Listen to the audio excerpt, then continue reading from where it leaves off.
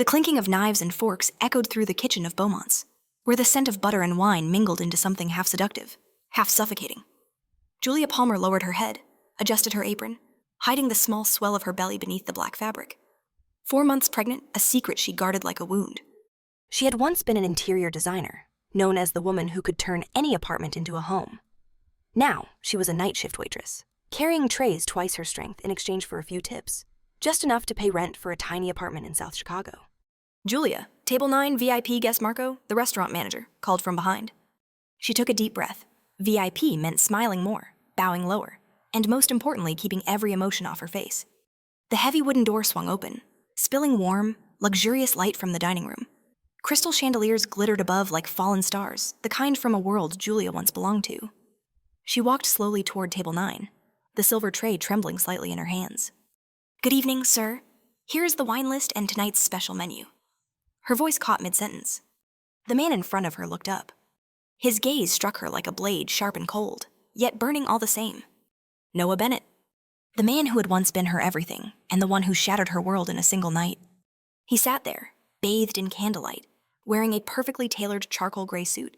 Every line of his face was carved with detachment. Beside him sat a blonde woman in a red dress, her smile sparkling like freshly poured champagne. The diamond ring on her hand caught the light, shimmering like a declaration. His fiancé. Julia froze.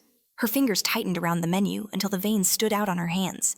No one could hear the pounding of her heart, but in her head, it sounded like a fire alarm. Noah's eyes flickered with confusion, then recognition. Julia. Just one word, yet it froze the air between them. The woman beside him frowned. "You know her?" Julia inhaled, forcing her voice to steady. "I'm sorry, sir. You must be mistaken." She placed the menu on the table and turned to leave, but Noah's voice cut through the air. "Stop."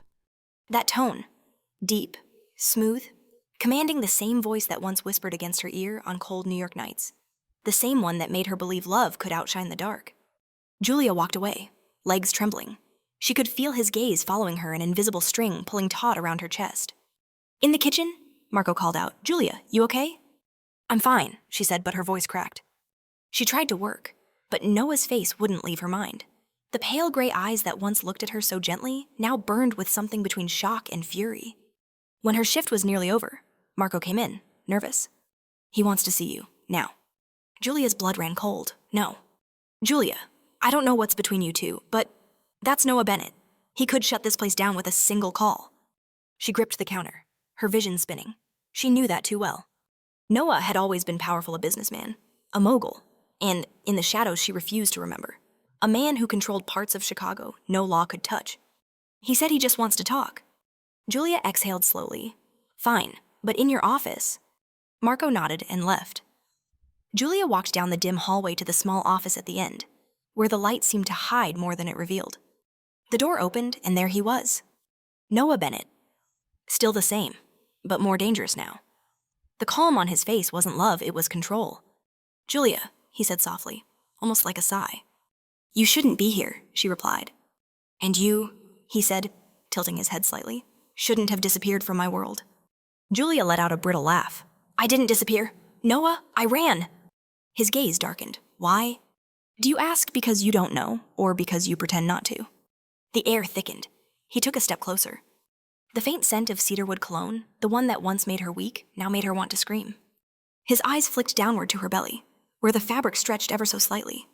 For a fleeting second, the light in his eyes changed from coldness to shock, and then to something far more dangerous recognition. "How long?" She didn't answer. "How long?" His voice dropped, rougher now. "It doesn't concern you anymore." Noah's lips curved into a smile that sent chills through her. "You really think I'd let my child grow up without the Bennett name?" Julia stepped back, one hand instinctively on her stomach. "If that's the price, I'd rather this child never be born." Silence. For a moment, pain flickered across Noah's face, gone as quickly as it came, replaced by steel. "Careful, Julia. You don't know who you're defying." "No," she whispered, eyes wet. "I know exactly who." The door burst open. A woman stood there, Veronica. Her expression tightened. "Noah, what's going on?" Noah didn't turn around. His voice was silk. "Nothing. Darling, just someone I used to know." "Someone you used to know?" Veronica's eyes darted toward Julia, then down to her belly. A flash of anger and confusion crossed her face. Julia interrupted, voice hoarse but steady. Congratulations to both of you, but maybe you should tell her she's about to become a stepmother. The words dropped like stones into still water. Ripples shattered everything. Veronica turned to Noah, pale. What? Before either could speak, Julia was gone out the door, down the hallway. Each step echoed louder than the last. She didn't look back. If she did, she knew she'd lose her strength to keep going. Outside, snow fell quietly. Flakes melted into her hair, her flushed cheeks blending with her tears. In the freezing Chicago night, she whispered to the life inside her. No matter what happens, my child, I'll take you to where the light still lives. From afar, the deep hum of a luxury car engine broke the silence, slow, deliberate, and haunting. Noah Bennett never let go of what he considered his... And Julia knew this escape was only the beginning. If you've ever loved someone who made you want to run away, yet you can't forget, stay with Julia, because sometimes escaping love is the only way to find yourself again. The snow that night melted slowly, like the fear dissolving in Julia's chest. She returned to her old apartment in South Loop, a tiny third-floor unit where the windows were always fogged, and the heater crackled like it had a heartbeat of its own. Outside, Chicago still glowed its amber lights, watching like 1,000 unblinking eyes. She leaned against the wall, both hands over her belly, feeling the faint warmth of the little life stirring within. It's okay, baby, she whispered, as if soothing them both. But no matter how hard she tried, Noah's image refused to fade the cold. Unreadable eyes when he saw her, the tight line of his mouth, and the question he never finished asking. How long? Every memory of him was like a paper cut, not deep, but it stung, and it never quite healed. 3 days passed. Julia convinced herself it was all coincidence, that he didn't care anymore, that there was no reason for him to look for her. But that fragile hope shattered the moment she found the black envelope at her door. No return address, just a single line written in sharp, precise ink. Make sure you eat well. I don't want the baby hungry. The envelope slipped from her hand and hit the floor. Her heartbeat roared in her ears. The fragile wall between them had been broken. He knew. He always knew. That night, as she was leaving work, Marco stood waiting by the back door. His face was grave, unlike his usual calm demeanor. Julia, he said quietly. He came to the restaurant, with 2 men. They didn't order anything, just sat there, then asked me. Julia's breath caught, asked what? About you, where you live. I told them I didn't know, but I'm sure they followed me when I left. The air thickened between them. Marco lowered his voice. I know you're pregnant, Julia. And I also know the kind of man Noah Bennett is. He doesn't lose what he believes is his. You have to leave, tonight. Julia shook her head. I don't have money, or anywhere to go. Marco looked at her for a long moment, then pulled out a small bundle of cash, tied with a rubber band. My sister lives in Wisconsin. She's got a cabin by the lake. No one will find you there. Just go. Julia's hands trembled as she took it. Thank you, Marco. Don't thank me, he murmured, voice rough. I once lost someone because I couldn't help her in time. I won't make that mistake again. He didn't say more, and Julia didn't ask. Some griefs are too old to retell. She left through the restaurant's back door thin coat, worn shoes soaked in melting snow. The streets of Chicago stretched endlessly ahead, neon lights reflecting off wet pavement like rivers of fire. She turned the corner to the bus stop, where only 1 man sat smoking. When the number 17 bus arrived, Julia climbed aboard, heart racing as though she were running from her own breath. But as the bus pulled away, she caught a glimpse through the glass, a black Bentley gliding around the corner, slow and deliberate, like a predator catching the scent of blood. Julia turned her face away, pulling her hood tighter. It can't be him. It can't. She pressed her palm over her belly. The baby kicked, gently, as if responding to her heartbeat. It's okay, baby. It's okay. But deep down, Julia knew the storm had only begun. By the time the bus reached its final stop, dawn was breaking over a misty lakeside town. The light was soft, unfamiliar, and strangely hollow. She stepped off the bus, intending to find a place to stay. But before she could take another step, a familiar voice cut through the morning air. Gone this far, and you still don't know how to cover your tracks. Julia? She froze. Noah stood a few feet away, dressed in a dark coat, his face unnervingly calm. No one could have guessed how he got there. Maybe he'd followed her all along. Or maybe, as he once told her, there's nowhere in this world I can't find you. Julia's breath hitched. You followed me? Noah shrugged slightly. Not followed. Protected. You're carrying my child. I won't let either of you be in danger. Danger, she laughed bitterly through her tears. The only thing I'm afraid of is you.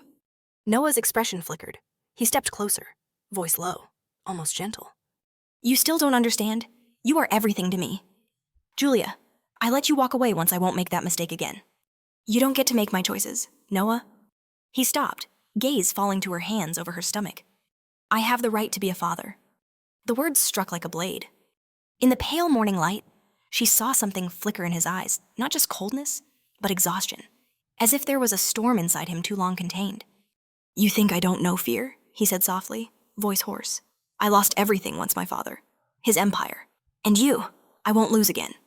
For a moment, a part of Julia, the part that once loved him, trembled. She remembered Noah as the young man who used to grin shyly when he burned his coffee, the one who dreamed of leaving the world of violence behind to open an art gallery. But power had consumed that man long ago. You're not the man I loved, she whispered. Maybe not, he said quietly, but I'm still the man you belong to. Noah stepped forward. Julia tried to back away, but his hand caught her wrist. The touch wasn't violent, yet it was cold like a chain of steel. You're only making this harder, he murmured. Get in the car. I don't want anyone to see you like this. Julia shook her head. You can cage me, Noah, but you'll never have my heart again? Silence. For a fleeting second, something raw crossed his face as if her words truly hurt him. Then he let go, slowly opening the car door. I don't need your heart. Julia, he said, voice steady and emotionless. I just need you alive. The chill of those words cut deeper than winter. As the car rolled out of the misty town, the eastern sky blushed pink.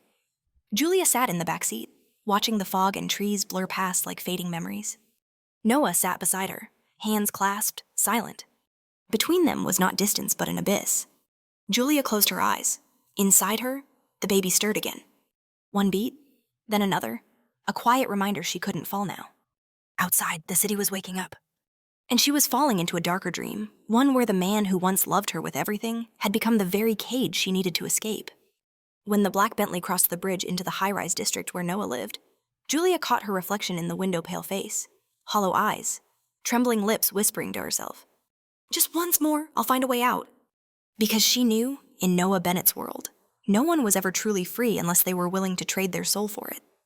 The black Bentley pulled up before Bennett Tower, a monument of wealth and power rising above the heart of Chicago. Julia looked up, her chest tightening as the lights from the top floors shimmered down like 1,000 watching eyes. Once she had loved this place. Now, every glowing pane of glass felt like a mirror reflecting her fear that cold. Brilliant light she never wanted to return to. The doorman bowed when Noah stepped out. He carried that same effortless composure, no raised voice, no visible command. Yet the world seemed to bend quietly around his presence. Only Julia stood still, the lone crack in his immaculate world. He turned to her, hand extended. Come on, Julia. His voice wasn't an order, nor was it a plea, but something in between. A silken thread that bound her through sound alone. She stepped out, her snow-soaked shoes slipping slightly on the marble floor. The doorman glanced up, recognized her, then quickly looked away, pretending not to see. Noah's hand touched her back light, yet heavy with possession. When the elevator doors closed, the world outside seemed to stop moving. No cars, no wind, only the pounding of her heart and the quiet rhythm of his breath, close enough to steal the air around her.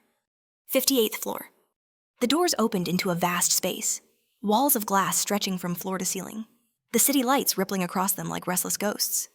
Everything remained the same, every chair, every vase, every detail in place. Even the faint scent of cedarwood lingered, the fragrance she had once chosen for their home. You kept everything the same, Julia whispered. Noah removed his gloves, placing them on the table. I knew you'd come back. She turned toward him, her voice edged with irony. I didn't come back, I was dragged. What's the difference? He raised a brow, stepping closer, slow and deliberate. The point is, you're here, Julia. She didn't answer. Instead, she drifted through the room, touching the velvet curtains they'd once chosen together. Back then, they'd joked that the deep blue reminded them of dawn. Now, it reminded her only of the night the darkness Noah never left behind. How long have you been planning this? Planning what his tone was casual, almost indifferent. Bringing me back, sending that envelope, having me followed? His gaze darkened. You call it bringing back. I call it protecting. I lost you once. Julia, I won't lose you again. Protecting. She let out a trembling laugh, eyes glistening. You make me live in fear and call that protection? Noah didn't respond right away. He clasped his hands behind his back, posture calm, the kind of calm that comes only from dangerous restraint. You're carrying my child. That changes everything. No, Noah. Julia turned to face him, her eyes bright with fierce resolve. That's exactly why I have to get away from you. Silence fell between them, heavy, absolute. No hum of the heater, no wind through the glass. Only distance fragile, but uncrossable. Dinner was prepared by Mrs. Keene, the elderly housekeeper who had tended to the penthouse since Julia was still Mrs. Bennet. She set the table quietly, eyes down, asking no questions. When Noah stepped out to take a call, she finally spoke in a whisper. You should be careful, Julia. Julia looked up, careful of what? Of him, especially when he's gentle. That's when he's calculating. Her voice was soft, but her eyes held sorrow. Julia said nothing. Mrs. Keene sighed, lowering her gaze. Someone once told me the same thing you just did, that she wanted to leave him. She's gone now. With that, the woman left, leaving Julia alone at the long dining table, bathed in golden light. Before her were 2 glasses of red wine, one for him, one for her. 2 worlds, 2 shades of blood, only 1 glass untouched. When Noah returned, she was still sitting there, motionless. You're not eating? I'm not hungry. You need to eat. Julia. He sat across from her, voice calm but unyielding. You remember the doctor your blood pressure runs low. Julia gave a weary smile. You remember every detail, except the only one that matters. I don't want to be here. Noah studied her for a long time, and the look in his eyes made her want to cry or break something. What else can I do? He said slowly, almost sincerely. I don't know how to love someone without holding on. A gust of wind slipped through the glass seam, carrying the murmur of the city below. Julia shivered. For a fleeting moment, she saw him, not the tycoon, not the man of power, but the boy who once held her in a tiny kitchen and whispered, One day, I'll be brave enough to leave the darkness. Quietly, she asked, Noah, if that day ever comes, would you take me with you? He didn't answer, and that silence was the cruelest answer of all. Night. Julia lay on the spare bed in the living room. Streetlights spilled through the glass, casting her shadow onto the ceiling. She heard Noah's footsteps in the hallway steady, controlled, deliberate. She closed her eyes, pretending to sleep. The door opened softly. Light from the hall spilled in, tracing his silhouette on the wall. He stood there a long while, long enough for her to feel his gaze drift to her belly, the gentle rise beneath the blanket. Then he whispered, barely audible, You have no idea what you've done to me, Julia. When he left, she opened her eyes. Her mind was a storm. Inside Noah, she saw 2 men, one ruthless and unyielding, the other broken by love. But his love, like his hands, only knew how to hold until everything shattered. Morning. Julia woke to silence, no voices, no footsteps. In the living room, a handwritten note lay on the table. Had to meet a partner. Irina will look after you. Don't leave the building. Julia stared at the words, a faint smile tugging at her lips. Don't leave the building, meaning I've posted guards. She walked to the window and looked down. 2 men in black suits stood near the Bentley. Each time someone passed, their eyes followed. No words were needed. She knew she was being watched. But for the first time, Julia wasn't afraid. Instead, something small and fierce flickered inside her, the long-forgotten pulse of defiance. She went back to the bedroom, opened a drawer, and found a small wooden box. Inside was what she had hidden months ago, an old phone, no SIM card, with only 1 contact saved, Father T. Her fingers hovered over the screen. She didn't know if he was still there, or if he would dare to help again. But she knew this much: if she didn't face her fear now, she would remain a prisoner forever, and her child would be born into a golden cage lined with mirrored walls. Julia drew a deep breath and pressed the power button. The phone buzzed weakly, casting a pale green light across her face.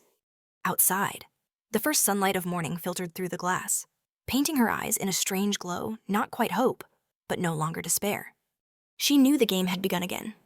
This time, it wasn't about running. It was about reclaiming her freedom for herself, for the life growing within her, and for the heart once imprisoned by a love named Noah Bennet. The 3rd morning in the penthouse passed in an unsettling kind of quiet. Not peace, but a deliberate silence, the kind that told Julia she was being watched. Somewhere behind that stillness, she could almost feel the hum of unseen eyes tracing her every move. The early sun streamed through white curtains, coating the amber floor in a soft gold haze. Noah was gone. Mrs. Keene said he had a meeting with partners at the docks. That word docks made Julia's skin prickle. She knew too well that Noah's partners didn't sign their deals in ink. They signed them in blood, or in silence that never ended. Julia stood by the glass wall, looking down from the 58th floor. The cars below looked like fireflies wandering without direction. If she walked out there, into that chaos, Would anyone recognize her, the woman who once belonged to the man that made all of Chicago tremble? The door behind her opened softly. Mrs. Keene entered, holding a cup of mint tea. "You should rest, Julia. You look tired." Julia smiled faintly. "Do you ever sleep soundly in this place?" The older woman placed the cup down gently. "No one sleeps peacefully under the same roof as a man like him. But I've been here too long. I wouldn't know where to go if I left." Julia fell silent. Those words struck something deep inside her, the quiet terror that one day she too would become part of this house, frozen in place, a shadow repeating its own fear forever. That afternoon, a visitor arrived. Elias Ward, Noah's private attorney. Tall, thin, with round glasses that hid sharp, nervous eyes. He greeted Julia politely, but his hand trembled slightly as he handed her a folder, as though carrying bad news disguised as paperwork. "Mr. Bennett asked me to bring a few documents for your signature," Elias said, voice smooth but firm. Julia opened the file. Among the pages lay one titled Legal Custody Agreement. She looked up. "What does he want from me this time?" "Only assurance that the child will carry the Bennett name," Elias murmured, avoiding her gaze. "Assurance." Julia's lips curved into a bitter smile. "That's not assurance. That's ownership." She laid the pen down. "I won't sign." Elias hesitated, then spoke quietly. "You have the right to refuse, but you know, Mr. Bennett, sometimes refusal is just another form of consent." That evening, Noah returned. Julia sat by the window, watching the city's reflection ripple in her glass of water. He loosened his tie, walking toward her, his eyes softer, as though the long day had stripped away his fury. "Elias said you didn't sign." "I didn't want to." "I'm not forcing you," he replied evenly. "I just think, if you truly believe you can raise this child alone, remember the world isn't kind to anyone who bears the Bennett name." Julia turned, eyes glinting like a blade. "And what about your world? Noah, is it kinder?" He didn't answer. His sigh fell between them like a truce neither wanted. "Julia, I don't want to fight. I just want you safe. Safe behind glass walls, with guards at the door. Safe from the people who would hurt you because of me." Something in his voice made her hesitate. Noah didn't lie like villains did. He believed every word. In his mind, every sin was just another form of protection. "Do you ever think," Julia whispered, "that maybe the person you're protecting is really just your prisoner?" He looked at her for a long time. Then, instead of answering, he stepped forward and placed a hand on her belly, a touch both tender and suffocating. "I don't know another way to love," he said softly. "Then learn," she murmured, "before that love destroys us both." That night, Julia couldn't sleep. Rain tapped against the glass like the heartbeat of the house itself. At midnight, the old phone beneath her pillow buzzed once. A message appeared. "Julia, this is Grace Donovan. I know where you are. If you want out, don't let anyone see you reply." Her pulse raced. Grace, the police officer she'd met months ago at a gala. The one who'd spoken bluntly about Noah's laundering and the people who had disappeared around him. Julia typed slowly, every letter trembling beneath her fingertips. "I want to, but I can't leave yet." 3 dots flickered on the screen. Then Grace's response came. "When he believes you've stopped fighting, that's when it's safest to run." Julia bit her lip, deleted the thread, and powered the phone off. Grace was risking everything. But in a world where everyone bowed to Noah Bennett, Grace was the only one who dared look the darkness in the eye. The next morning, Noah took Julia to a private clinic. The doctor, a nervous middle-aged man, measured the baby's heartbeat and offered a forced smile. "Everything looks good. The child is healthy. You should rest more." As Julia stepped out, she saw Noah talking on the phone across the hall, his voice low and cold. "No, not yet. She mustn't know. Do nothing until I say so." When he noticed her watching, he smiled faintly, that same unreadable smile that always came before something irreversible. Back at the penthouse, Julia walked down the long corridor lined with oil paintings. One made her stop. It was half-finished, a portrait of a woman sitting by a window, eyes distant, her. And on the canvas, in faint pencil, were the words, "For the only peace I ever knew." She traced the writing with her fingers, emotions colliding inside her. Had he ever truly loved her, or just the idea of owning something he couldn't control? Behind her, Noah's voice broke the quiet. "I still plan to finish it." "You can't," Julia said, turning. "Peace can't be painted by the hand of the man who took it away." He paused, his expression unreadable. Then quietly, "Maybe you're right, but without you, I have nothing left to paint." When he left the room, Julia stood still, watching his shadow disappear down the hall. Noah wasn't a monster, and that was what hurt the most. He was simply a man who didn't know how to love without breaking what he held. She turned back to the window, The city's light shimmered against the glass, merging with her reflection. In it, she saw two women, the Julia who once believed in love, and the Julia now learning how to survive it. Between them was only a pane of glass, but on the other side lay an entirely different world. That night, rain fell softly over Chicago. Not enough to soak the rooftops, but enough to blur the city as if every memory were veiled beneath a thin layer of smoke. Inside the 58th floor penthouse, Julia sat beside the grand piano she had once chosen for Noah.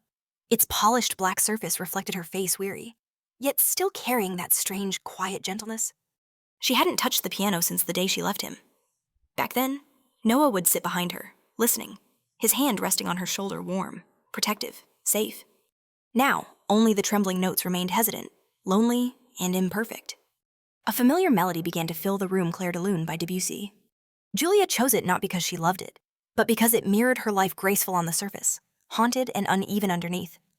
As the music rose toward its peak, she heard the door open behind her. Noah entered, his coat damp from rain. He stopped, silent, watching her. No greeting, no anger, just a fleeting emotion passing through his eyes, something she couldn't quite name. "I didn't think you still remembered that piece," he said softly. Julia's fingers froze above the keys. Hard to forget, when it was the last thing we listened to together. He stepped closer, his movements measured, careful as though afraid to break the fragile air between them. "I've never forgotten that night. You forgot everything." "Noah," she said, her voice trembling yet steady. "If you remembered, you wouldn't have turned love into a cage." Noah fell silent. His eyes dropped to her hands, slender, trembling against the piano keys. For a moment, he looked as though he wanted to touch them, then stopped himself. "Julia, I never meant to hurt you." "But you did," she said simply, a faint smile cutting like glass. After dinner, Noah didn't leave as he usually did. He sat across from her, eyes fixed on the candlelight between them. Julia barely ate, not out of fear, but fatigue, the kind that came from trying to tell truth from illusion. "I met with Veronica," he said suddenly, voice low. Julia looked up. "She's alive." "She left the city. I let her go." Julia froze. Noah rarely let anyone go. For him, loss was a foreign language. "Why?" she asked. He looked at her, and something in his gaze made her chest tighten. "Because I realized," he said slowly, "some people stay not out of love, but fear, and I won't repeat that mistake." Julia set her glass down, her voice barely above a whisper. "But that's exactly what you're doing with me. I can't lose you again, Julia." "You didn't lose me. Noah, you destroyed me."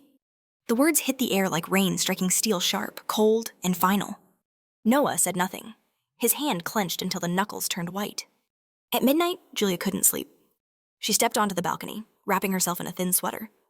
The skyscrapers pierced the low clouds, their lights shimmering across the river like shattered constellations. She drew a deep breath. The air smelled of rain, metal, and a kind of freedom she had never touched. The door opened softly. Noah stepped out, saying nothing, standing beside her. His silence no longer sounded like control. It felt like confession. "Are you still afraid of me?" he asked quietly. "No," she said, eyes fixed on the skyline. "I'm afraid of myself because sometimes I still miss you." Noah closed his eyes. "If you still remember me, then at least I still exist in you." Julia turned toward him, her voice calm and clear. "You don't understand. Noah, sometimes people remember because they're trying to forget." A breeze swept between them. He smiled faintly, a rare, sorrowful smile. "I don't deserve forgiveness." "No one said anything about forgiveness," she replied. "But sometimes, the cruelest punishment is having to live with yourself." Noah's face went still. The words weren't a knife, yet they cut deeper than any blade ever could. 3 days later, Julia was finally allowed to leave the penthouse, her first time outside since Noah brought her home. Mrs. Keene arranged for her to walk in the private rooftop garden. The day was bright, sunlight scattered across the lavender bushes lining the stone paths. Julia walked slowly, brushing her fingers along the blossoms. The air felt fragile, peaceful almost enough to make her forget she was still being watched. Then, faintly, she heard music drifting up from below Clair de Lune, again. She froze. Noah was playing. His fingers moved over the keys with untrained precision, uneven, but honest. Something in that imperfect melody made Julia's eyes sting. Music had always been his apology, the only language he spoke without lies. She stood there for a long while, watching through the glass railing into the living room below. The light caught his hair, softening his face until he looked like someone she had once loved, someone she had once trusted enough to hand her entire life to. When the song ended, Julia turned away. But before she could leave the garden, she noticed a figure by the small gate beyond the hedge. Marco, the restaurant manager? He looked thinner, wary, holding a sealed envelope in his hand. Julia, he whispered, voice rough. I had to cross 3 states to find you. Her body trembled. How did you... It wasn't hard. He leaves traces everywhere. Marco glanced toward the tower. The police are on him. Julia, they've got someone inside a female agent named Grace. Julia's heart skipped. Grace Donovan. Yes, she sent this. He handed her the envelope. Don't open it here. His men are watching the building. Before she could respond, Marco disappeared down the service stairs. Julia clutched the envelope, heart pounding. Back inside, she locked the door and opened it under the dim gold light. Inside was a faded photograph Noah shaking hands with another man in a warehouse. Behind them, a crate marked FBI evidence, do not move. On the back, in Grace's hurried handwriting. If you want to leave without anyone dying, let me know. The chance will come sooner than you think. Julia's hands shook as she held the photo. Outside, the piano began again this time, a Chopin nocturne, tender and aching. She turned toward the half-closed door. The man inside that house still lived in light, but his eyes, and her heart, were both trapped in darkness. Julia slipped the photograph into a hidden drawer beneath the mirror. Then she laid a hand on her belly, feeling the faint movement beneath her skin. My child, she whispered. I don't know if your father is an angel or a monster, but I do know this one day. We'll leave this place, and when we do, every song will mean freedom. Outside the glass, the rain began again. The piano faltered, one wrong note breaking through the melody. And in that single, trembling sound, Julia heard it. The quiet confession that even the strongest man can play the wrong note when he touches love. That afternoon, Chicago turned cold without warning.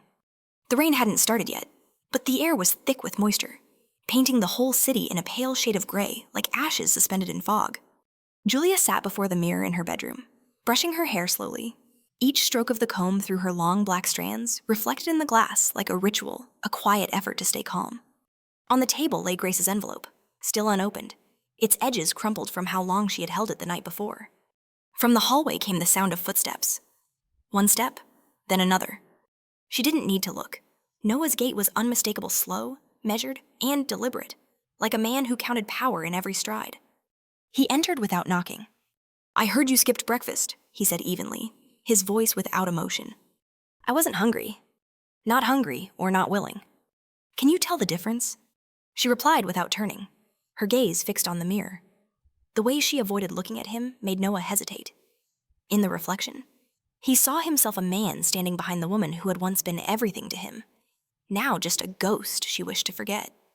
He stepped closer, the scent of his sandalwood cologne filling the air familiar enough to suffocate. Julia, he said softly, I don't want us to go on like this. I want to start over. She set the comb down and met his eyes through the mirror. Start over, she said with a faint, bitter smile. Noah, we didn't fall off the road. We've already reached the end of it.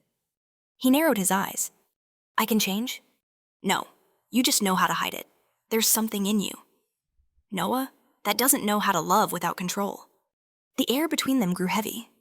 After a long silence, he finally said, I have to leave town tomorrow for a few days. Stay here, rest. Don't leave the building. Julia looked at him through the mirror, her tone icy. Afraid I'll run. Afraid you'll get hurt. Have you ever considered, she whispered, that the person who makes me feel most afraid is the same one who swore to protect me? Noah didn't answer. He just stood there for another moment before walking out, leaving the scent of his cologne behind, heavy as smoke. When the door closed, Julia sat motionless. The afternoon light filtered through the curtains, spilling across the floor in soft, fragile gold. She opened the drawer and took out the photograph Grace had sent. The faded stamp FBI evidence, do not move, glared from the corner. A chill crept down her spine. What was Noah hiding? Why was the FBI involved in a warehouse where he'd been seen? Just then, a soft knock startled her. She hid the photo beneath the pillow. Mrs. Keene entered, carrying a tray of ginger tea. Miss Julia, you should have something warm, she said gently. Thank you, Julia replied, forcing a smile. The housekeeper set the tray down, then lowered her voice. I don't know what you're planning, but if you mean to leave, do it soon. I've seen that look in Mr. Noah's eyes, the look of a man losing control. Julia froze. What do you mean?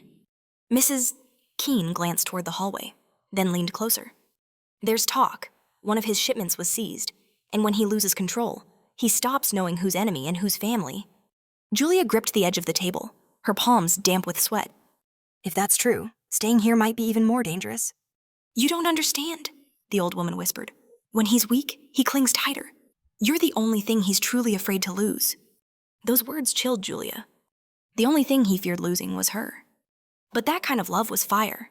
The more one feared its loss, the more it consumed. That night, she barely slept. The distant hum of the city drifted through the glass. A ship horn, a passing car, and somewhere, the faint patter of early rain. Julia rose, wrapped her robe around her, and walked down the hallway. The penthouse was unusually quiet. She reached Noah's study, the one he always kept locked. But tonight, the door was open.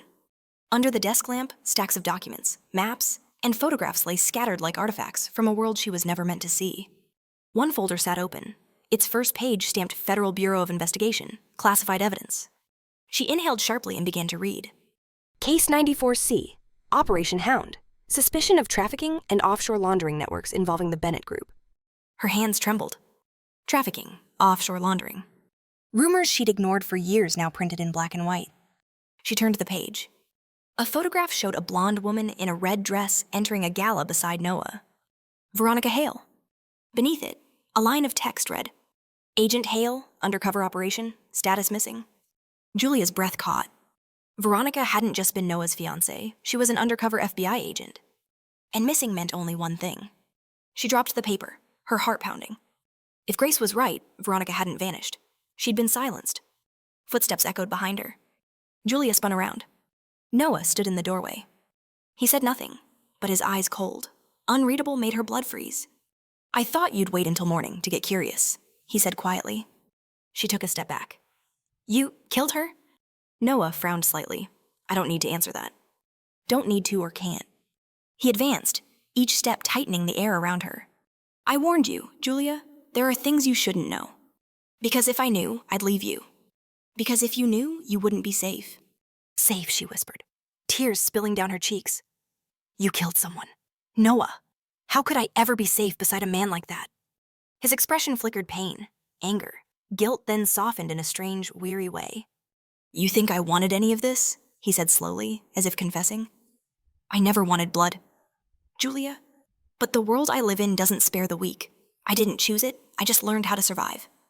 Julia stared at him, her eyes filled with something between pity and despair. You're not the man I loved. No, Julia, he murmured, his hand brushing her cheek. I'm still him, just one who finally understands that love can kill too. He left then, leaving her alone in the bright, silent room. Her breath tangled with the sound of rain tapping against the glass. Julia sat at the desk all night, reading every page of the files. Between numbers, signatures, and redacted paragraphs. One handwritten note caught her eye, the ink blurred by water. Subject J, Palmer potential witness. Secure or eliminate? Her heart clenched. Her name listed under eliminate. Outside, the rain grew heavier. Julia closed the folder, slipped it into her coat, and looked around the room one last time. In the mirror before her, her reflection merged with the words printed on the file eliminate. She understood then if she didn't leave now. By morning, it would be over. Julia turned, her legs trembling but her eyes fierce, the look of someone who had finally crossed the line between fear and resolve. She didn't know if Grace was watching, or if Marco was still alive. But she knew one thing: if she didn't run tonight, her baby would never see daylight. In the darkness of the hallway, she walked silently, clutching the old phone. A short message left her fingertips, no name, no details. I'm ready. And somewhere across the city, where the rain merged with the wail of sirens, a black car engine roared to life, quiet, precise, and deliberate, as if fate itself had begun to move. That night, Chicago was shrouded in thick rain. Streetlights bled across puddles, turning the city into a blurred painting, half real, half illusion. Julia pulled her dark coat tighter, clutching the file folder hidden beneath the fabric. Her heart pounded out of rhythm. Each step echoed inside her between fear and the raw instinct to survive. Outside, wind howled through the cracks of glass towers, mingling with distant sirens. The city was still awake, while she was running from the man who had once been her entire world. Mrs. Keene swiped the guard's keycard to unlock the basement door. Her wrinkled face looked ghostly under the dim light. Are you sure about this? Julia. Yes, Julia whispered. It's time. He won't forgive you. Julia touched her shoulder, voice trembling. I don't need his forgiveness. I need my own. They locked eyes for a long second. In Mrs. Keen's gaze flickered the sorrow of someone who had watched too many women leave in the dark and too few ever return. When the steel door opened, the cold air from the garage rushed in. Julia pulled up her hood and stepped out, her shoes soaking through in the rainwater. At the far end, a silver car flashed its headlights twice Marco's signal. She ran toward it, her pulse hammering. But just as she opened the door, a voice called from behind. "Where are you going?" "Julia." She froze. "Noah?" He stood there in a black raincoat, droplets sliding down his sharp, pale face. No one knew how long he'd been there, or if he'd ever left at all. Julia turned, her eyes meeting his, a storm of anger, pain, and desperation. "You followed me." "No," he said quietly. "I just didn't want to lose you again." In that moment, his words sounded like a confession. Julia tightened her grip on the folder. "You know, Noah, your love is like a double-edged knife. I thought it protected me, until I realized I was bleeding." He took a step forward, eyes darkening. "You don't understand. Everything I've done, it's for you, for the baby." "No," she cried. "You did it for yourself, for your fear of losing control. That's not love. Noah, that's imprisonment." The rain lashed against the glass doors, blending with their quickened breaths. Silence fell heavy and suffocating. Finally, Noah spoke. "I can give it all up. Everything. Just stay." Julia shook her head slowly. "If you really love me, Noah, you'll let me go." He looked at her for a long moment. The gray in his eyes dimmed beneath the garage lights. Maybe, for the first time, he understood that love couldn't be commanded, that power couldn't make someone stay. But understanding and letting go were not the same. As Julia backed toward the car, he raised his hand. "What's in the bag?" "Nothing that concerns you." His gaze flashed. "Give it to me. Don't make me do this." "Julia?" She turned and ran. His footsteps pounded behind her. She yanked open the car door and screamed, "Go, Marco!" The tires screeched, splashing water in every direction. Noah slammed his hand on the hood as the car sped off, his face pale, cold, and aching beneath the glare of the headlights. The car tore through the flooded streets, rain hammering the windshield like invisible fists. Marco gripped the steering wheel, eyes fixed ahead. "Grace is waiting at the south docks," he said quickly. "We just need to cross the bridge." Julia looked into the side mirror. The black Bentley was chasing them. "He won't stop," she gasped. "It's fine. I've got a plan." Marco swerved sharply into a narrow alley, looping behind the harbor district. Tires screamed against wet asphalt. Julia clutched her belly, praying the baby would stay calm through the chaos. From afar, headlights swept across the corner. "He's here," Julia shouted. "Hold on." Marco accelerated, cutting through a tight curve as water exploded beneath the wheels. A crash rang out. The Bentley skidded, slamming into a row of metal containers. For a split second, Julia saw Noah through the rain-smeared glass, still watching her, refusing to stop, as though he could hold her even with his eyes. Marco sped toward the docks, the sound of the waves mixed with the relentless rain, wild and thunderous. Ahead, another car waited with its lights on. Grace Donovan stood beside it, raincoat billowing, a gun strapped to her side. "Julia," she shouted, waving, "hurry!"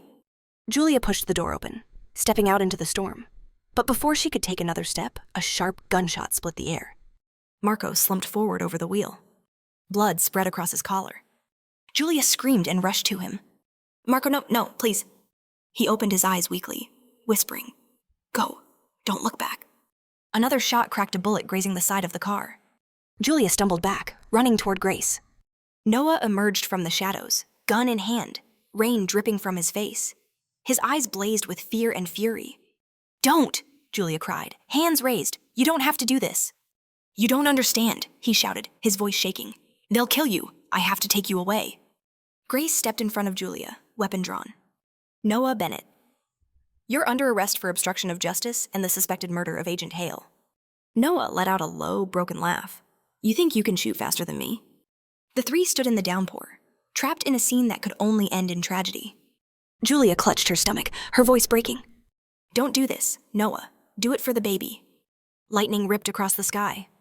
For a heartbeat, Noah lowered his gun. His eyes met hers, no longer those of a man possessed, but of one finally surrendering. A gunshot rang out, but not from him. Noah staggered, the weapon slipping from his hand as blood spread across his shoulder. Grace kept her stance, smoke curling from her barrel. "He's alive," she said quickly. "We have to go now." Julia fell to her knees, rain mixing with tears. "Noah, you could have stopped." He gasped for air, eyes locking on hers, soft now, almost peaceful. I never wanted to hurt you. I know, she whispered. But you did. She slipped her hand from his grasp and stood, running with Grace toward the waiting car. As the door shut, Julia looked back one last time. Noah lay motionless beneath the rain, his face illuminated by the flashing lights still, proud and heartbreakingly alone. Grace's car surged forward, slicing through sheets of water. In the distance, police sirens wailed, blending with wind and rain the city's requiem for both an ending and a beginning. Inside Julia, the fear was gone. Only an aching emptiness remained, the kind that comes from knowing that no matter how far she ran, the shadow of Noah Bennett would always follow. Like the trace of water left behind after every storm. 3 months later, snow began to fall across the plains of Montana. The morning wind swept through the pine groves, carrying the scent of damp wood and fresh resin. Julia stood on the porch of a small wooden cabin, one hand resting on her rounded belly, her eyes tracing the vast white horizon. She had left Chicago on a night of bitter cold, her heart still bleeding from wounds that hadn't yet healed. Grace Donovan had arranged a new identity for her, a quiet home in the mountains where no one knew the name Julia Palmer, and even fewer had ever heard of Noah Bennett. Now, she lived as Clara James, a young widow awaiting her first child. But whenever the wind whistled through the snow-laden trees, she swore she could still hear his voice carried in the storm low, rough, and heartbreakingly tender. The cabin belonged to Anna, the sister of Father Thomas, an elderly woman with silver hair and kind eyes. Out here, people don't ask too many questions, Anna told her. They only care that you're honest. Julia smiled faintly. Honest. The word itself felt like a luxury she could no longer afford. By day, she helped Anna bake bread, tended plants in the greenhouse, and taught the village children to read. By night, she wrote in her journal, recording each small movement from the baby inside her. She called it hope. Not out of optimism, but because hope was all she had left to hold on to. One morning, while Julia was clearing snow from the porch, Anna appeared with a newspaper. Clara, she said gently, you might want to see this. The headline read, Billionaire Noah Bennett acquitted. All charges of obstruction and corruption were dropped due to lack of evidence. Mr. Bennett has since withdrawn from public life, citing health reasons, and left Chicago. The shovel slipped from Julia's hand and clattered against the wooden boards. Her breath hitched. No, that's impossible. She read the lines again, cold, factual, indifferent. Acquitted. He was free. Grace's voice echoed in her memory from the night they escaped. He has power you can't imagine. Julia, he'll walk away from this, but don't ever let him find you. Julia folded the paper, her gaze drifting toward the white expanse beyond the porch where snow kept falling, soft and endless, like memories refusing to melt. In the days that followed, she grew quieter. When Anna asked, Julia would only smile and say, I'm just tired. But what filled her heart wasn't fear, it was the hollow weight of something unfinished. She had left, yes, but she hadn't truly escaped. That night, as the heaviest snow of the season fell, Julia sat before the fireplace, fingers tracing her journal. On the last page, she wrote, If one day my child asks who their father was, I won't tell them about the past. I'll simply say that he once loved me wrongly, but with enough strength to keep me alive. She set the pen down, the firelight reflecting off her face weary, yet peaceful. A gust of wind rattled the window panes. Julia rose to close them and froze. Footprints. Fresh ones, deep in the snow, leading straight toward the house. Her pulse stopped for a beat. Someone had found her. 3 slow, deliberate knocks echoed on the door. Julia stepped back, one hand clutching her belly. Who's there? No answer. Only the whisper of the wind, long and haunting, like a voice from the past. After a moment's hesitation, she cracked the door open. A man stood there, framed in white, his coat heavy with snow, face half hidden behind a scarf. But those gray eyes, she would have known them anywhere. Noah. Her hand slipped from the door. The wind swept in, carrying cold and the scent of new snow. He stood there, his breath visible in the air. You promised, she whispered. You said you wouldn't come. I know, his voice rasped, low and broken. But that promise was the only thing that ever kept me alive. And now it isn't enough. He stepped inside, slow and unsteady. Julia backed away, her heart pounding. He was thinner now, his hair disheveled, his face hollow. Gone was the sharp, commanding man in tailored suits, only a weary soul remained, stripped of everything except regret. You should go, she said softly. I didn't come to take you back, he replied. I came to say goodbye. Her brows furrowed. Goodbye. He nodded, removing his scarf. In his eyes, she saw something she'd never seen before: peace, and the exhaustion of someone who had finally stopped running. They didn't acquit me because I was innocent, he said quietly. They did it because I traded my freedom for silence. Her breath caught. What did you do? I gave them everything, every name, every connection, even the ones who would have died for me. And in return, they let me live. In silence. In shadows. Julia stared at him, unable to speak. You gave it all up, for what? He looked at her, eyes soft and steady. So our child would never have to grow up knowing his father was a monster. His voice broke on the last word, part confession, part release. I didn't come to ask for forgiveness. Julia, I just needed to see that you were safe, before I disappear. Tears streamed down her face, the first in months. You didn't have to do this. You only had to let go sooner. He smiled faintly. I tried. But how do you let go of the one thing that kept you from drowning? Silence fell, broken only by the crackle of firewood. She looked at him no longer as her captor, nor her savior, but simply as a man, undone by his own love and guilt. You can't stay, she whispered, if they find you here. I know, he interrupted gently. I'll be gone before dawn. Noah stepped closer, his trembling hand resting on her belly. Is it a boy or a girl? I don't know yet, Julia said through her tears. But this child is the reason I'm still here. He nodded, eyes glistening. I wish I could see their first smile. Julia placed her hand over his. You already will. Noah, in the way this child is born out of courage and out of your mistakes. He smiled, tired, fragile, but heartbreakingly real. I'll go now. But Julia, if one day our child asks about me, tell them I once loved you truly. She nodded gently. I'll tell them their father was a man who learned to love by letting go. Noah held her gaze one last time. The firelight flickered across his eyes, no longer the steel gray of power, but the soft hue of a man who had finally made peace with loss. He turned, opened the door. The wind swept in, carrying a flurry of snow like a curtain falling on an old story. Goodbye, Julia. Goodbye, Noah. The door closed behind him. The next morning, Julia stepped outside. His footprints stretched across the snow, vanishing into the woods. On the wooden fence lay a small silver bracelet, engraved with faint letters. For hope. She picked it up, tears warming her frozen cheeks. Far beyond the pines, dawn broke, painting the mountains in shades of rose and gold. And in that moment, Julia understood love was never about holding on. It was about knowing when to let go. Sometimes, the greatest act of love is to walk away, so the one you love can finally breathe. In the little cabin amid the Montana hills, a child's laughter mingled with the wind. Julia smiled, holding her baby close eyes the color of a winter sky before the first snow. Hello, my love, she whispered. You don't know who your father was. But I do. And wherever he is, I know he loved you, with the last good part of his heart. The second winter in Montana arrived earlier than usual. The dirt roads around the small town were buried in snow, the trees coated in white frost so thick it felt as if time itself had frozen. Julia, or Clara James, as the world now knew, her still lived in the small wooden cabin by the forest. It wasn't grand, but it was warm and quiet like the final note of a love song that had long stopped playing. Hope, her little girl, was almost a year old, taking her first uncertain steps. Each time she fell, Julia would kneel and lift her up again. Each time she laughed, the whole world seemed to melt, a sound more beautiful than any piano melody Julia had ever played. Sometimes, when Hope pointed through the window toward the flicker of faraway lights, Julia found herself thinking of Noah. She didn't know if he was alive, or where he might be, or if he'd disappeared into some Chicago wind. She only knew that since the night he left, that winter had felt longer than all the rest. One afternoon, Anna brought her an envelope. Someone sent this for you. Clara, no name on it. Julia frowned. For nearly 2 years, no one here had known who she truly was, let alone sent letters to a woman living under a borrowed name. The envelope was cream-colored, the paper thick, the ink dark blue, neat handwriting, deliberate and elegant. She sat by the window, her hands trembling as she opened it. Inside were a short letter and an old photograph.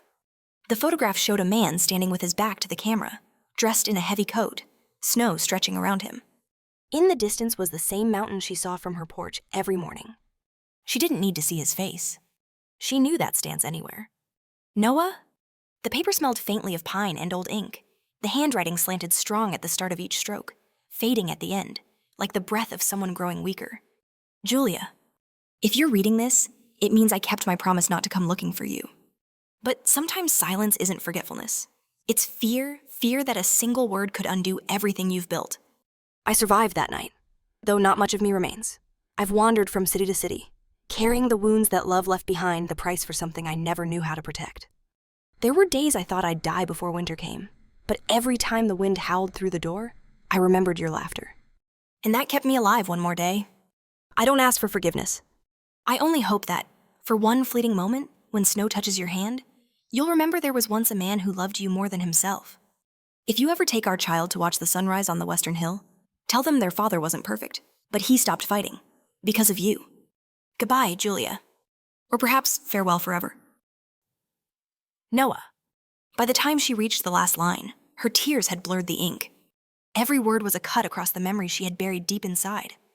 He was still alive but had chosen to vanish, to let his disappearance become his repentance. That night, Julia sat before the fireplace, staring at the photograph in her hands. Hope crawled to her, tugging at her sleeve. "Mommy?"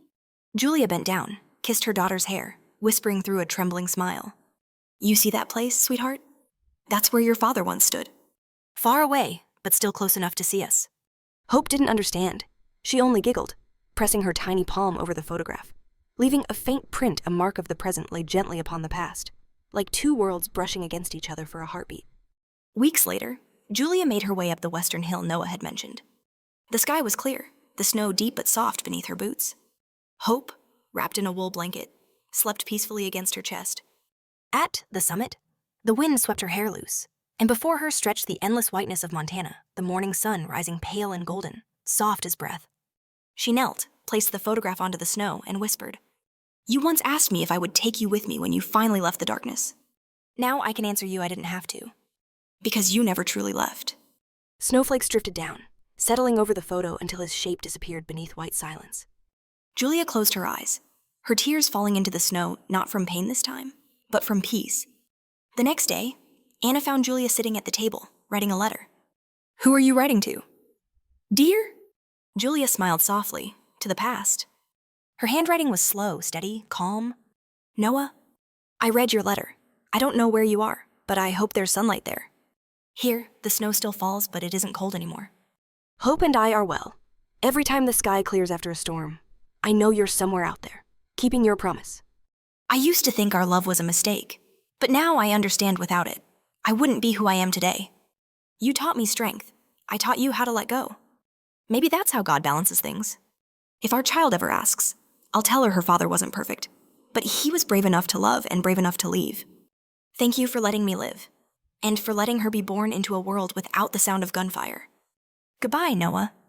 This time, truly goodbye. Julia folded the letter, sealed it without an address or name, and placed it into the fire. The paper curled, burned, then turned to ash. The ashes rose with the wind, slipping through the cracks, blending into the falling snow, carrying away whatever remained of a love that had once burned bright enough to destroy them both. That night, the snow stopped. Julia stepped onto the porch.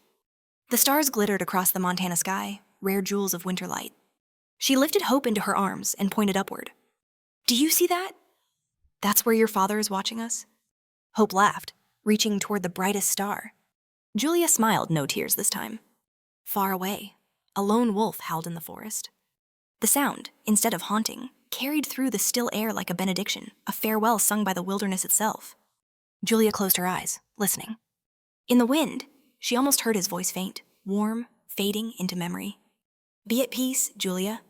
Years later, when Hope was grown, people spoke of a woman named Clara who lived quietly in the Montana hills, tending her garden, teaching music to children, and every winter placing a single white flower on the western hill.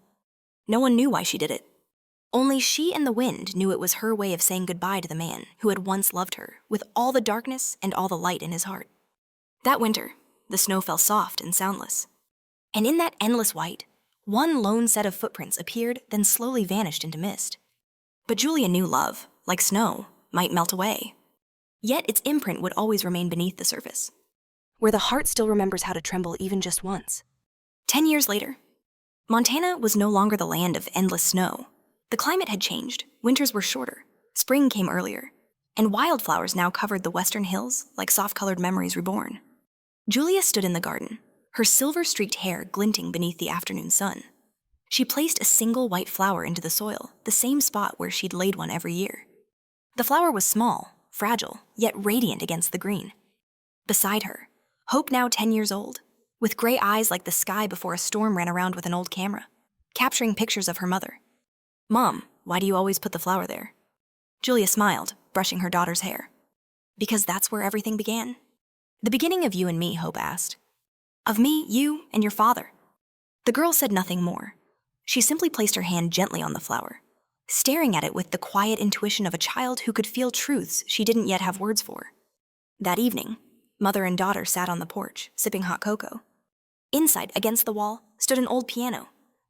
Julia's one keepsake from Chicago, now covered in a thin layer of dust. "Did you used to play?" Mom Hope asked, eyes wide with curiosity. Julia smiled softly. "Yes, but it's been a long time." "Because of Dad?" The innocent question pricked at her heart. "Yes," Julia said quietly.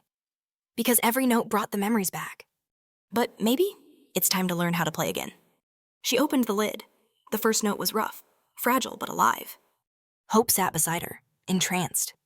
"I want to learn." Julia laughed gently. "All right, but promise me every time you play, think of something beautiful, not something lost." Hope nodded solemnly. And so Claire de Lune filled the cabin the same peace that had once begun their tragedy, now reborn as a melody of healing. As Julia played, a soft warmth brushed her shoulder tender, familiar. She didn't turn around. She didn't need to. She already knew who was standing there somewhere between memory and the invisible. That night, wind whispered through the cracks, carrying the scent of melting snow. Julia dreamed she was back in Chicago, in the old penthouse bathed in light instead of shadows. Noah sat by the window, wearing a white shirt, smiling. "You came," he said. "I thought you'd left this world." "I never really left," he answered gently. "I just learned how to stay differently." Julia looked around. The room shimmered with a translucent glow, warm, peaceful, forgiving. "Have you forgiven yourself yet?" she asked softly. Noah smiled faintly. "I don't know. But you did it for me, didn't you?" Julia stepped closer, her hand brushing his face. His eyes still gray, but softer now, held no more storms. "I no longer carry anger," she said, "because without you, I wouldn't be who I am." He squeezed her hand. "And without you," he murmured, "I would never have known that even love done wrong can still become redemption." Light spread around them, wrapping them in gold. Julia blinked and woke. Morning came. The snow on the roof had melted. Sunshine poured across the valley. Julia stepped out onto the porch and drew in a long breath. On the table lay something new, a small envelope, damp with dew, unmarked by any stamp. Inside was a single sheet of paper, ink smudged but still legible. "Thank you for keeping your promise. I saw you and our daughter on the Western Hill at sunrise. I no longer belong to your world, but somewhere. I am still loved." Julia smiled through a tear. It wasn't sorrow, just a quiet ache, like hearing an old song that once broke your heart and now simply makes you sigh. Weeks later, Hope performed in a small-town recital. She sat at the piano and played Chopin's Nocturne, the piece Julia hadn't dared to hear for years. The music flowed warm and pure, a farewell to the souls who had once loved and lost their way. Julia sat in the front row, hands clasped, smiling through glistening eyes.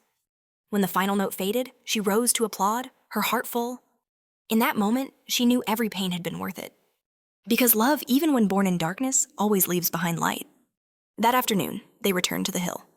Hope placed a white flower in the snow and turned to ask, "Mom, do you think he can see us?" Julia leaned close and whispered, "Not only see us, he's smiling." Hope took her mother's hand, and together they watched the sun spread across the mountains, painting the sky in shades of amber and gold. A small cloud drifted past, shaped like a heart. Julia said nothing. She only touched her chest where her heart, once shattered, now beat calmly again. On the last night of winter, Julia wrote the final page in the journal she had started the day she left Chicago. Love doesn't die, it only changes form. Sometimes it's the pain that helps us grow. Sometimes it's the silence that teaches us how to listen. And sometimes it's simply someone somewhere wishing us peace. She closed the book, looking out the window. The stars shimmered above the dark sky, one shining brighter than the rest. Julia smiled softly and whispered, "Good night, Noah." Time cannot erase memory, but it can heal it. Julia learned to forgive. Noah learned to love by letting go. And Hope, the proof of both, grew up knowing that even the most broken stories can still find their way to the light. Winter melted. The snow became streams winding gently around the house. On the hill, the white flower bloomed again, not as a symbol of sorrow, but of gratitude. If you've ever loved someone you had to let go of, believe this, that love isn't gone. It's simply become something gentler. something that lets you keep walking forward.